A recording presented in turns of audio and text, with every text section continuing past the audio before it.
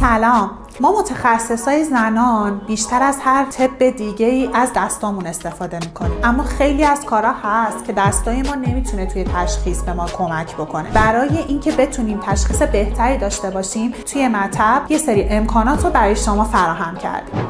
RF واژینال که برای درمان خشکی واژن و بی اختیاری‌های ادرار ازش استفاده میکنیم. کولپوسکوپ مطب از کاربردی ترین وسایلی که توی مطب برای تشخیص کنسر سرویکس استفاده میشه. دستگاه سونوگرافی که خیلی وقتا کمک میاد به دستای ما و کمک میکنه تو تشخیص بیماری‌های شما عزیزان. و اما وسیله محبوب مطبمون پلاسما که در سرویسیت ها، واژینیت ها و عفونت های مکرر واژینال استفاده میشه.